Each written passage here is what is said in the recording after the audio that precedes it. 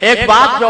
ہمیں اس موقع پر یاد رکھنی چاہیے وہ یہ ہے کہ جب سے پاکستان وجود میں آیا، بلکہ پاکستان کے وجود میں آنے سے پہلے ہی سے اس کے خلاف ایک پروپیگنڈے کی مہم شروع ہو گئی تھی۔ جب پاکستان بننے جا رہا تھا تو پہلے تو اس کے خلاف پروپیگنڈے کی مہم فکری اعتبار سے بھی شروع کی گئی، اور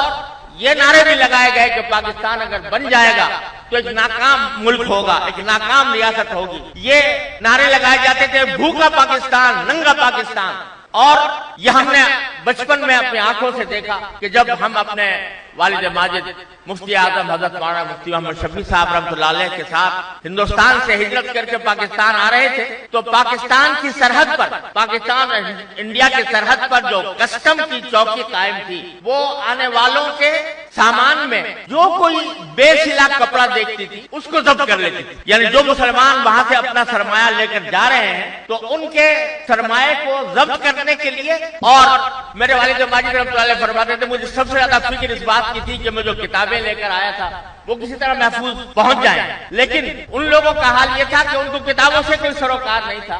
ان کو اس بات سے سروکار تھا کہ کپڑا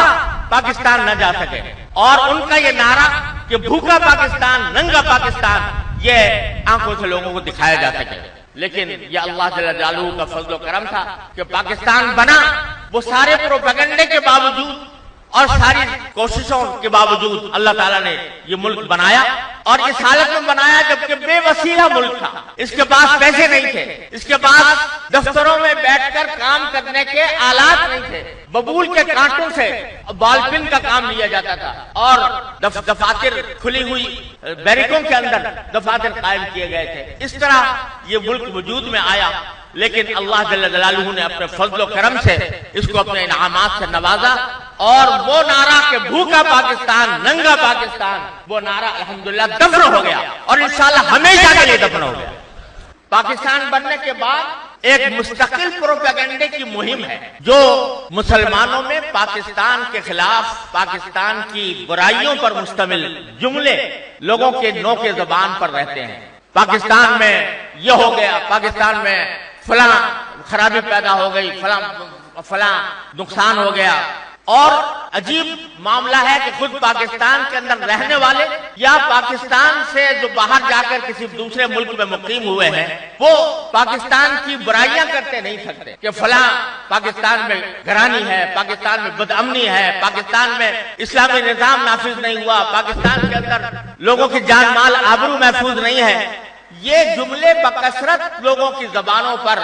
آتے رہتے ہیں اور مجلسیں اس سے گرم کی جاتی ہیں، لیکن میں آپ سے یہ عرض کرنا چاہتا ہوں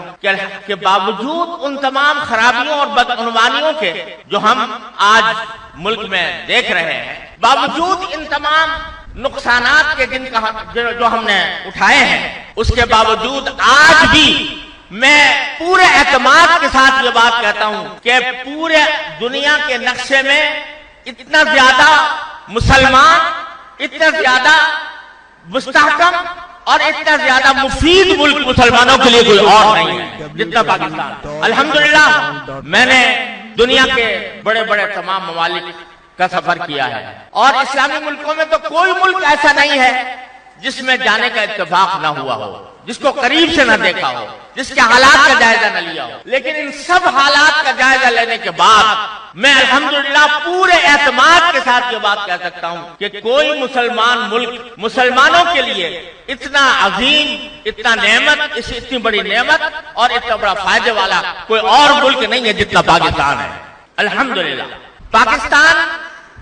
سے باہر الحمدللہ اسلامی ممالک بہت سے ہیں، لیکن یہ اعزاز صرف اور صرف پاکستان کو حاصل ہے کہ اس کی بنیاد میں، اس کا جو بنیادی دستور ہے، اس میں اللہ جل جلالہ کی حاکمیت کو اپنے دستور کا سب سے بنیادی پتھر قرار دیا۔ یہ بات آپ کو تمام مسلمان ممالک میں سے کسی ملک میں نہیں ملے گی، یہاں تک کہ سعودی عرب میں بھی چونکہ کوئی دستور نہیں ہے، لہذا اس کے اندر بھی یہ اس تصریح کے ساتھ یہ بات موجود نہیں ہے کہ حاکمیت اعلیٰ اللہ تبارک و تعالیٰ کو حاصل ہے، اور اس ملک میں جو حکومت کوئی قائم ہوگی وہ اللہ تبارک و تعالیٰ کی حاکمیت کے اقرار کے ماتحت، اللہ تعالیٰ کی حاکمیت کے اعتراف کے ماتحت اور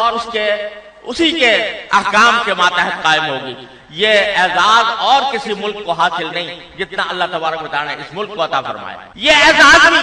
کسی اور ملک کو حاصل نہیں ہے کہ جس میں یہ وضاحت کے ساتھ یہ بات طے کی گئی ہو کہ پاکستان میں کوئی قانون قرآن و سنت کے خلاف نہیں بنایا جائے گا اور موجودہ قوانین کو قرآن و سنت کے ڈھانچے میں تبدیل کیا جائے گا۔ اس صراحت کے ساتھ کوئی کسی ملک میں یہ دفعہ موجود نہیں ہے۔ اور صرف اتنا ہی نہیں بلکہ اس دستور کے اندر اس بات کی صراحت موجود ہے کہ ہر شہری کو یہاں قاتل ہے کہ وہ اگر کسی قانون کو قرآن و سنت کے خلاف دیکھے تو وہ عدالت کے ذریعے اس کو ختم کرائے اور اس کی جگہ اسلامی قانون کو لانے کا دعویٰ کرے، اور عدالت اگر اس کے دعوے کو قبول کرے تو عدالت کو یہ اختیار حاصل ہے کہ قانون کو فسخ کر دے اور منسوخ کر کے اس کی جگہ اسلامی قانون کو نافذ کرنے کا حکم جاری کرے۔ افسوس ہے کہ اس عظیم دفعہ کو جو پاکستان کے دستور میں موجود ہے، حکومت اور عوام، اور میں کہوں گا کہ افسوس ہے کہ دینی حلقوں کی بے حسی کی وجہ سے یہ دفعہ معطل پڑی ہوئی ہے اور اس سے صحیح فائدہ نہیں اٹھایا جا سکا، لیکن الحمدللہ یہ موجود ہے۔ آج بھی اگر ہم اس بات کا تہیہ کر لیں کہ اس دفعہ کو برسرکار لائیں گے تو الحمدللہ اس کا راستہ کھلا ہوا موجود ہے۔ لہذا جو لوگ یہ پروپیگنڈا کرتے ہیں کہ پاکستان میں اسلامی نظام کو لانے کے لیے ہتھیار اٹھائے بغیر کوئی اور چارہ نہیں ہے، یہ پروپیگنڈا بالکل غلط ہے اور جھوٹا ہے، اور پرامن طریقے پر اسلام کے قوانین کو نافذ کرنے کا الحمدللہ راستہ موجود ہے۔ شرط یہ ہے کہ ہم اپنی بے حسی ختم کریں اور شعور پیدا کریں، اور شعور پیدا کر کے اس دفعہ کو بروئے کار لانے کا اہتمام